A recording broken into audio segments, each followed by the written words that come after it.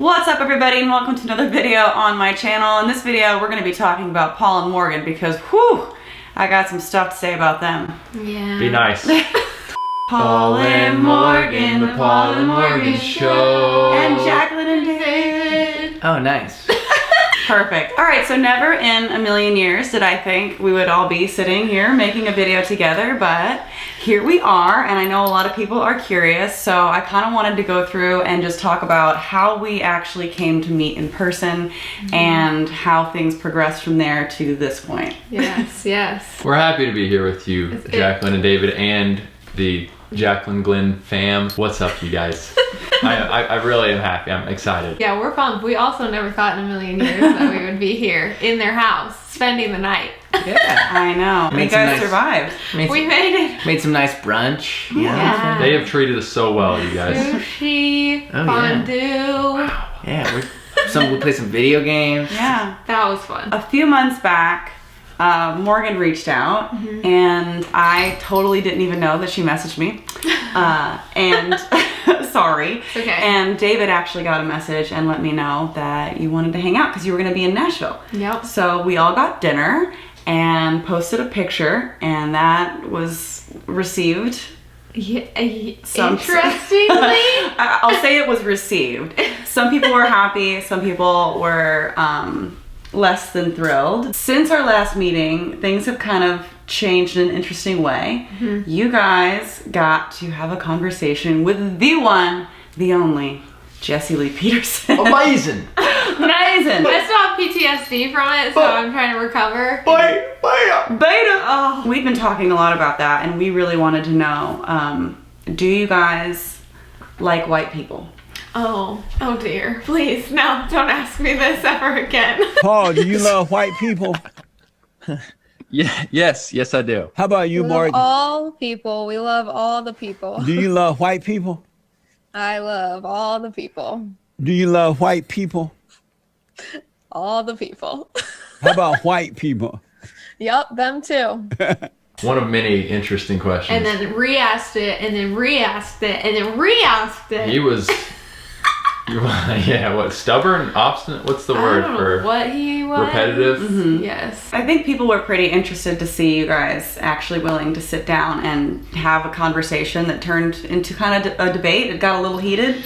It did. Yeah, that was fun. It did. So how are your feelings on that? Being a Christian YouTube channel, having a conversation like that, did you ever think you'd essentially debate a preacher? It is weird because like he used to be like a preacher. He That was his is a thing. preacher, isn't he? I think so. Still, I know he goes to church. He said in his interview, every Sunday I go to church. We asked him. The interview with Jessie Lee Peterson, yeah, like going into it, we were both like, all right, you know, he's got a really dedicated fan base. He's obviously very controversial, but he says some stuff that, I mean, I think we agree with. So we were hopeful, but we knew it could get interesting. So to prepare for the interview, we watched your interview with him. Yeah. And It was rough. yes, and so I was just like, man, I honestly, even all the preparing that we did not prepare us for the interview. Like, there are so many things that I just wish, like, going back, I'm like, oh man, I wish we had said this, I wish we had done this, like, whatever. And One thing I like about it though is the viewers can watch and then you guys can decide. Like, Jesse was honest with his positions on everything from women voting to different faith elements. And to us, and to Jaclyn and David, you know, atheist couple, I don't know if I don't want to speak for... Well, why don't you explain? I'm Jewish, yeah. and Judaism. Well, there's sort of also a linear sort of heritage element to it too. So my whole family, for however long, has been Jewish, and it's also been a big part of me. Do I believe in God? Probably not. But have I learned a lot from the traditions and from the stories and from studying for my bar mitzvah and reading out of the Torah in front of my friends and family and having a party. In Hebrew, right? In Hebrew. And then teaching hundreds of kids to do that as well. So Judaism's been a big part of my life. Don't even get me started to talk about Jewish summer camp. It gets crazy. Our podcast episodes go into those. But anyway, so yeah, having, you know, where you guys are at, we're Bible believing Christians, and it's like, whoa, we see some things, whether it comes to just these different, we see some things very differently than Jesse Lee Peterson. And what I like about doing the interview is you guys can decide from our perspectives, go back to the Bible and compare what he's saying, what we're saying, and pray on it. Consult people wiser than yourself and come up with where you stand. You can just ask me. Yeah, I'm kidding. He was a lot to handle. I remember just the week after the interview, I literally I struggled with just like my view towards men in general. Aww, like Jessie. I was just so hurt by how they treated me. It was weird. And like, I don't know, Oh, double hug. I had never been treated like that by a group of men. It was and pretty shocking. in that way. Like, that was just a whole new experience, and I was just like, wow. Did it feel that he was like able to speak to you in that way because of his beliefs, because of like his Bible element of it? Yeah, I mean, just all of his views on women. I mean, like, and it just, when I even said, I think I said in our video, and I said to him, like, I feel like you hate women, and he was like, I don't hate women, I love women. It's Pretty good impression. I challenged you guys to make a video on him, and then it turned into this like sit down, like interesting, weird conversation with him. Over an hour long. Yeah, so you guys hang out with me one time, and you start debating preachers. You know. It worked out well. I don't know what's gonna happen next. I can't make any And promises. you hang out with but us, your kid's wearing a God's baby onesie. That's true. that did happen. They bought us a baby onesie. And you guys were so sweet about it. Yes. Open that one first. Sure. Is this the funny one? Okay, I was told there was a funny one. Oh goodness. Oh goodness. All of God's grace in one little face. Oh, Right. Thank you. I love it. really cute. I'm gonna buy you guys some devil stuff pretty soon here. Oh no.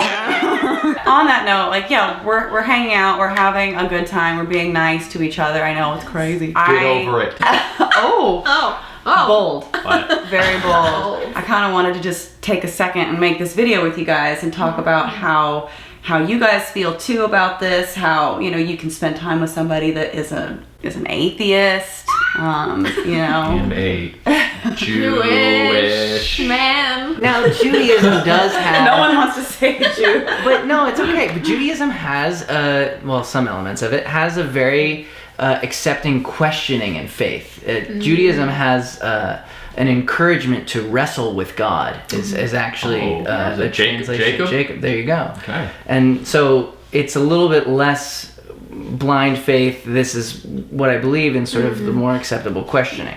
Yeah. Now, that's not all Judaism, because there's some Judaism that's very orthodox yeah. and very different. But yes, everybody can have different opinions on things, and that doesn't necessarily mean you can't be friends by any means. I see faith as sort of the way that you or whoever like want to live your life, whatever kind of like helps you understand death, purpose, your role in this. So I don't know. That's interesting. That's like a thing that I think I struggled with at the beginning in like talking about atheism, is that I focused a lot on just the belief system itself. And I think now it's more focused on how that affects like politics in the world and how people are treated, and it's less about how someone copes with things like you said, like death or That's very real. life and things like purpose. So that's fine to me. I don't, you know, a lot of my family is religious. I'm sure you guys know that. I've talked about it before. Like everyone in my family, now I'm the only one that isn't religious. So how would it be if I couldn't spend any time with family or have any of those relationships because they're religious? And You can respect the other. yeah, a lot of interesting conversation can happen. You know, imagine if you lived in a little bubble and the only people you could ever talk to just had the same exact thoughts and opinions as you. You would never be able to challenge yourself or think or grow or be influenced or influence someone else. Yeah, and that's a good point, Jaclyn, because I was thinking about it. Some of our conversations perhaps are more challenging than if we were just hanging out with our Christian friends. But it is, and this might sound kind of weird, but I think it's just the reality, and maybe it's the same with you guys. Like, you all could be hanging out with friends that are very like-minded and it just feels so like fluid and easy. But with us, like there are some significant differences, but it is a cool way to challenge ourselves to almost, hear another side that has a different perspective, but also solidify what we believe, why we believe it. I think that's a good thing. Something that I've learned probably over the past year, and even more so when my dad was in the hospital with COVID months ago, like your perspective changes when you go through certain situations and when you're around certain people, and like your mind is open to a lot of different just thoughts and ways people think. And so I think that it is really cool to have friends who don't see eye to eye with you, who think differently on things, who respond in different ways. I think it's really beneficial to you to just grow as a human being. One thing I think is cool is that when you focus so much, like for example on my channel, like I talk a lot about religion, it's easy to think that I villainize everybody that I disagree with, or people act that way. Like Facebook, you can't be friends with somebody with a different political view on Facebook. Like my mom unfriended me. Oh no, like people, my mom didn't unfriend me. I'm just using that as an example. But that's just kind of how it is. People see things as very like black and white. Like you either have to be the same as me or we can't associate in any way. And I don't think that's how life should work. Mm-hmm. I have a lot of friends that are conservative. I have friends that are religious, and we're able to relate on other things. And I think that's healthy, because if you can't empathize with somebody at least that thinks differently than you, or care for them in any way, it's very dehumanizing. Yeah, and it's easy to villainize them, and that can start all kinds of problems. Yeah, when you stop caring when someone is going through pain just because they have different beliefs than you, I think that's really dangerous and dark and heavy, and that will weigh on you as a person if you start allowing yourself to be like that. There's a specific memory I have. There was a girl I got interested in college, and she wouldn't date me because I was gonna go to hell. And I was like, I was like to my face, and I was like, but I'm a good guy. I like volunteer. She wasn't gonna volunteer. You're so cute. You're so cute. No, I mean, that's why you had to end up with me, right? That was it. I never told him I think he's going to hell. See? There you go. 2 peas in a pod. When that happened, yeah, like I guess, how did that make you feel? And then I do want to give kind of one Christian perspective to that situation.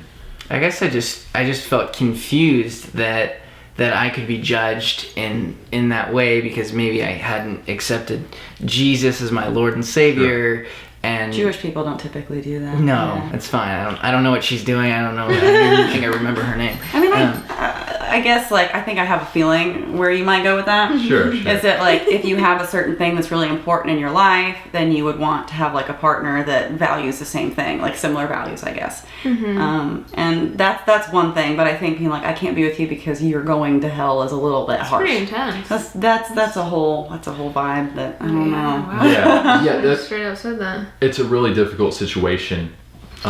Christians do look at a few different passages in scripture, but one in particular is the Apostle Paul says, like, believers, don't be unequally yoked, or don't yoke yourself with an unbeliever. So yeah, I just thought I'd mention that. And it is a tricky place. Like, we can come here and love hanging out with you guys and be friends, but you're saying you don't want to marry David.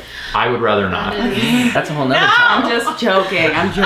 It's a joke. You guys get what I'm saying. We both have the same yoke. You guys are not. It's the equally yoked thing. I was trying to. Anyways. What? That's no yoke. Yoke's on you. No yoke. The yoke is on you. I took your joke. I'm still confused. I don't know what's going on. All right, so I think we're gonna go do a marriage Q&A over on their channel. So it's about to get interesting. It's gonna get very spicy. Ooh. So thanks for watching. Make sure you like this video, share it everywhere. The world needs to see this. I'll link the video that we do to them over in the description below. Thanks, Jaclyn. Make sure you guys subscribe. Leave all your comments and thoughts about yokes in the comment section below. She's gonna leave that part in? I wasn't sure. I will see y'all in the next video. Bye. Bye. Let's do like a thumbnail. I'm keeping this whole segment in. Please do. It'll go on the vlog. By the way, we also have been vlogging, so if you want to check out the vlog of all of us hanging out, I'll leave that link in the description below, or you can check out Frank Family Vlogs. Yeah. And that's no yoke. Oh my gosh. So bad.